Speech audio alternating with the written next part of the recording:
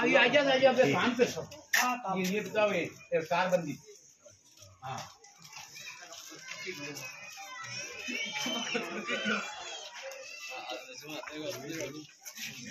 ये क्या ग्राम पंचायत क्या है ये?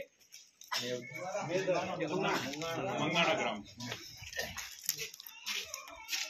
सबको जय नमस्कार और जय बाबा रामदेव जी की और जय भीम। बाबा साहब को जानते हो, भीम अम्बेडकर जी को? कितने लोग पढ़े हुए हैं अपने स्कूल? सब गए हैं? कुछ तो रतन इधर आ जा। अक्सर भी नहीं कर सकते हो, दस्तखत नहीं जानते हो। देश का कानून किसने लिखा था? भीमराव अम्बेडकर साहब ने तो लिखा था ना, इसलिए मैंने जय भीम बोला। बात यही है, चाहे कंजर कालबेलिया, भैया वीडियो बनाने वाले उधर चले जाओ पीछे। कंजर कालबेलिया भोपा नट भांड राणा सकलीगर गाड़िया लुआर बंजारा, यानी 52-53 जो जातियां हैं जो घुमंतु जाति है।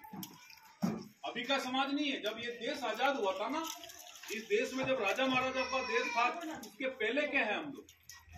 मगर दुर्भाग्य इस चीज का रहा, एक तो अपनी जातियों में पढ़ाई लिखाई का आचार प्रचार नहीं है, एक अपने लोग संगठित नहीं है।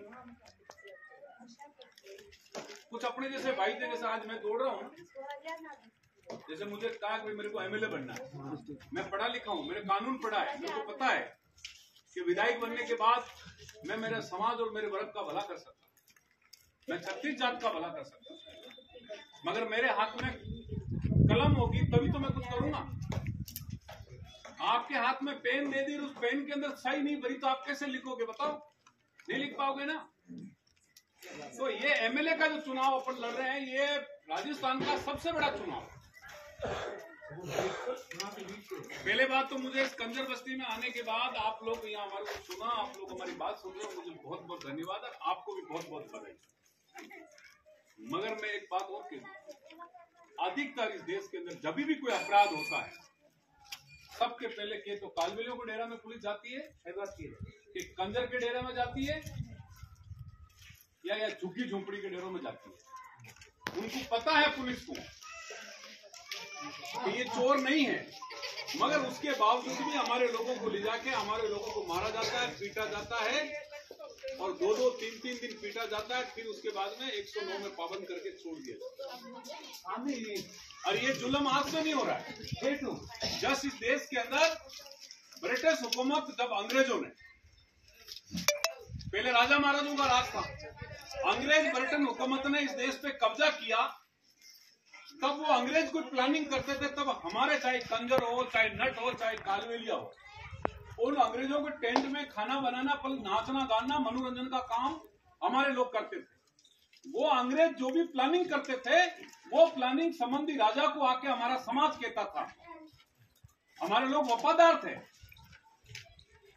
उस विरासत में जो भी ठाकर राजा होता था, उसको आके कहते थे कि अंग्रेज आज ये प्लानिंग किए, फलाने गढ़ पे आके कल आक्रमण करेगा। आक्रमण का मतलब है कि कल उस पे अटैक करके इस पे कब्जा करेगा। वो प्लानिंग कौन कहते थे? हमारी लड़कियां डांस करने जाती थी वो, हमारी माई बहनें खाना बनाने जाती थी वो, हमारे कोई भाई वहां बेलदारी करते थे, वो सुनते थे चुपचाप पागल की तरह, और वो आके संबंधी राजा को कहते थे, और राजा सुबह उनकी सेना को लेके अपने गढ़ किले को 4 चौपर से पूरा घेर के रखता था।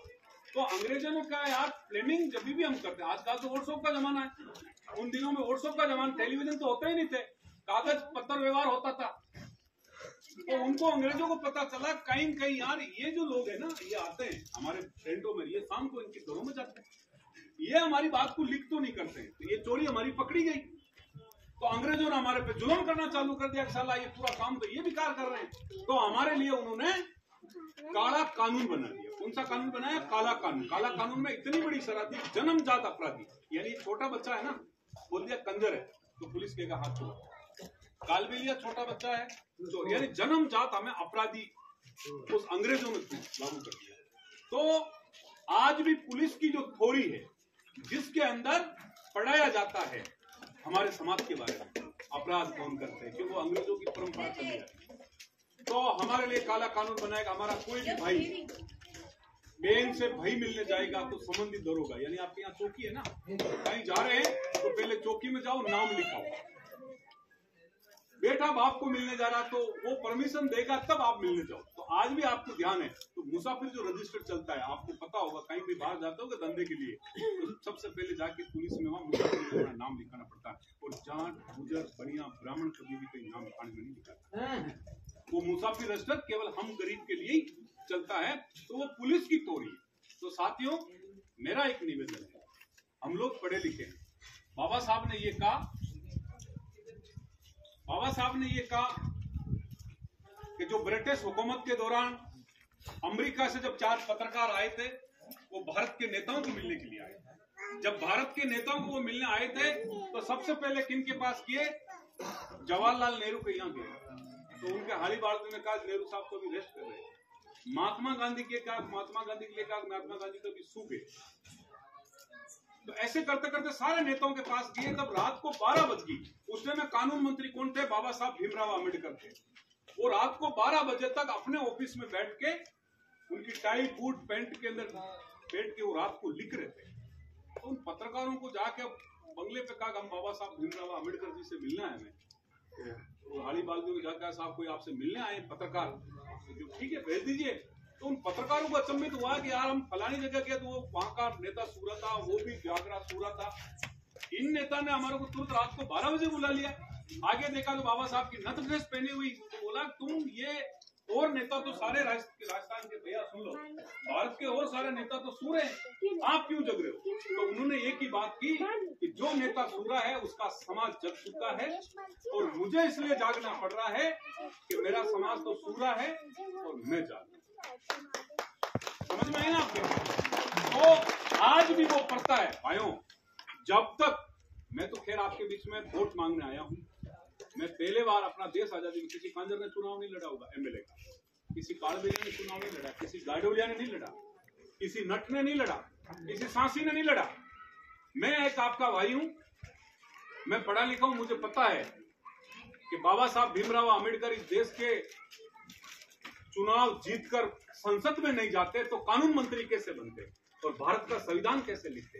तो मुझे पता है कि जब तक मैं पढ़ लिखे होशियार हुआ, मैं जब तक कोई चुन के मैं विधानसभा में नहीं जाऊंगा तो मैं मेरे लोगों की कैसे बात करूंगा। अभी मेरे कुछ लोग ये कह रहे थे कि भाई साहब गाड़ियों से लोग डर जाएंगे।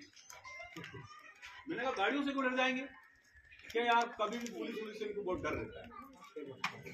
तो अभी भी देश लोग भारत के ऊपर मकान बनाने की बात कर रहे हैं। अभी वो विश्व अंतर की आपको पता है, लोग भारत की खोज कर रहे हैं, यानी इंडिया की इसकी धरती की खोज नहीं, लोग आकाश लोक में खोज कर रहे हैं। वहां लोग अभी प्लॉटिंग करवा रहे हैं, ले रहे हैं। और अपनी हालात ये कि अभी भी अपन एक जानवर की तरह, एक बिल्ली की तरह, एक नोलिया की तरह हम घर में छुप रहे हैं। जब भी कोई पुलिस का अटैक आता तो हमारी बहू बेटियों का मार करते हैं, हम पीछे हो जाते हैं, इस गली से पुलिस ऐसे भागते। तो ये डर हमारी कब तक नहीं निकले। तो साथियों, ये केवल आपकी बस्ती की बात नहीं है, ये बात पूरे राजस्थान के अंदर, मंत्र जातियों की पूरे भारत के अंदर है। आप पे अत्याचार नहीं हो रहा, अत्याचार हम पे भी हो रहा है। कई हमारे गोवंतु भाइयों को इडोबार निकोबार कहां की जेलों में भेज दिया गया। हम लोग स्वतंत्र सेनानी, हमने देश के लिए काम किया। तो साथियों, ये एमएलए का चुनाव है। मैं आपके बीच में आपका भाई रतननाथ कालवेलिया हूं। आप इनको सुनीलाल जी को जानते हो, ये मेरे समाज के मेरे भाई है। मैं कालवेलिया जाति का हूं, मैं आपके परिवार का हूं, मैं आपका भाई हूं। मगर इस बार बंजर समाज चाहे कपासन क्षेत्र में कहीं पे भी हो तो दारू, आप दारू में बिक जाते हैं, गुड़ में बिक जाते हैं, मुर्गा लेके बिक जाते हैं, 100-500 की नोट में बिक जाते हैं। अभी मैं कल एक इंटरव्यू देख रहा था, एक नेताजी मेरी तरह गली गली जा रहे, एक बेलदार था, उसको बोला कि ले भाई 500 रुपए वोट मुझे दे दो। बेलदार ने ये कहा कि हमें आप एक काम करो, आप 500 रुपए मेरे को मत दो, मैं पूरा दिन बेलदारी ईंटें डालता हूँ, आप मुझे एक गद्दा ला दो। तो उस नेता ने कहा यार ये अच्छी बात है, गद्दा तो मिल जाएगा। वो गया, उसने गद्दे का पता किया, गद्दे का जाके भाव पूछा तो गद्दे का भाव था 20,000।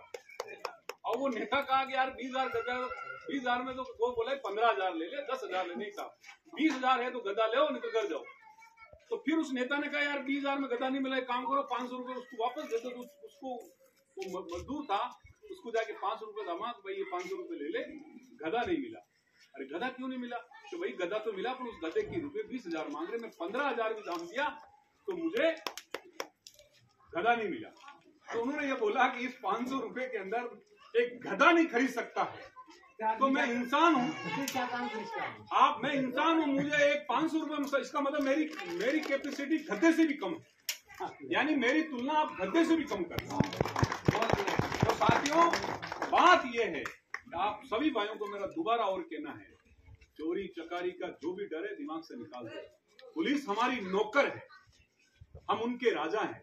हमारा सारा टैक्स का पैसा सरकार में जमा होता, चाहे आप एक माचिस खरीद रहे हो, एक कच्चा बनियान खरीद रहे हो, आप एक कपड़ा खरीद रहे हो, शैम्पू खरीद रहे हो, सरफ खरीद रहे हो, तो मैं कोई डमरू वाला नहीं, मैं डमरू बजाना आऊंगा। मैं आपको कहना है क्यों, आप लोग भाई हो, तो मुझे सरकार ये सारा पैसा जाता है, इसमें मुख्यमंत्री का भी काम चलता है, उनके नौकरों का ही काम चलता है, हेलीकॉप्टर में डीजल भी कहीं कहीं आपके टैक्स का ही जलाता है, और इन सारे पुलिस प्रशासन कलेक्टरों की तनख्वाह भी उसी टैक्स से मिलती है। समझ में आ गई ना आपके? तो मेरा एक निवेदन है कि जितना हक दूसरे का है इतना हक आपका भी है। वो एमएलए बन सकते हैं, आप भी एमएलए बन सकते हो, मगर हमारी काबिलियत और हमें संगठित होना पड़ेगा। एक बुआरी होती है, एक तिरकले से कभी कचरा निकलता है, और 10-10 तिरकला करके इतना बड़ा गड्ढा बना के आप निकालोगे तो कचरा साफ हो जाएगा। तो मेरा आपको सबको निवेदन है कि आप इस बार कपासन क्षेत्र के जितने भी कंजर समाज के लोग हो, अपने भाई के लिए कि तो आज टिकट क्लियर होगा या कल होगा, ठीक है? मैं जिस भी पार्टी से टिकट लेता हूँ, हमें ना तो कांग्रेस का बदलना है ना बीजेपी का बदलना है। बहुत सारे लोग कहते हैं साहब हम तो कांग्रेस के, मैं भी खुद कांग्रेस का ही हूँ, मगर कांग्रेस से टिकट मांगा है, नहीं देगा तो अन्य पार्टी से चुनाव तो लड़ेंगे, ठीक है? तो किसी भी पार्टी का सिंबल लाएं, आप सब भाई रतननाथ बन के, और उसके ऊपर आप वोट देना, आपका भाई जीतेगा। तो मैं तो ये कह रहा हूँ कि 7 पीढ़ी तक इस घरों में कभी पुलिस घुस जाए तो मेरे नाम पे 7 मार दे, ठीक है? आपको ये निवेदन कर रहा हूँ। और कोई नेता है, दारू ले लो, गुड़ ले लो, पैसा ले लो, मगर वोट आप रतननाथ जी वाला निशान उस पर देना, मैं आपकी मदद करूंगा। क्यों मैं आपका भाई, इतना जोर से क्यों बोल रहा हूँ कि मैं आपका भाई, मैं आपने जन्मा हुआ आदमी, आप मेरे भाई हो। ये जितने भी नेता बागरिया समाज है, कालबेलिया समाज है, ये अपनी गाड़ियां लेके घूम रहे हैं, कल परसों हम आपको भी गाड़ी देंगे, आप भी घूमो। आज दिन तक तो लोग हमारा यूज किया है, अब हम उन लोगों को हम भी गाड़ी देंगे, आप हम गाड़ी दे रहे हैं, आप हमारा प्रचार करो। समझ में आई ना आपके? तो ये जब होगा कि जब अपन हिम्मत करेंगे, जब एक साथ होंगे। आप सभी को बहुत बहुत धन्यवाद, आपने हमारी बात को सुना, प्रेम से आप आए, उसके लिए मैं आपको बहुत बहुत धन्यवाद देता हूँ। आज तो संपर्क करने के लिए आया हूँ, 6 तारीख को मैं नामांकन करूंगा, तब जितनी भी महिलाएं, जितने भी नौजवान साथी, आपको भीड़ के साथ, जिसका शादी में जिसका बुनियाद सुधर जाता है उसकी शादी सुधर जाती है। तो चुनाव का मतलब जिस दिन फॉर्म दाखिल करेंगे उस दिन बुनियाद होता है। तो आप सब भाइयों को आना, ऐसा नहीं कि मैं आ गया, चिल्ला गया, मेरा दिमाग खराब किया और आप उस बात को इग्नोर करें, तो आपकी मर्जी है। बस हम तो आपको निवेदन करके हाथ जोड़ के कह सकते हैं। और जब आपका भाई कपासन में रहेगा ना, तो आपका भी खून बढ़ेगा, और सारी प्रशासन, पट्टा वट्टा, नाली, पानी वाणी, मुख्यमंत्री आवास, पेंशन, बच्चों का स्कूल वगैरह, फीस वगैरह, ये सारे अधिकारी टेबल लगाएंगे और यही बैठ के काम करेगा। और मैं नई एमएलए बना तो भी मैंने बहुत सारे अधिकारियों को मैंने काम करवाया है। इतनी आपकी भाई एक बार सब इधर आ जाओ, एक फोटो सब साथ ही।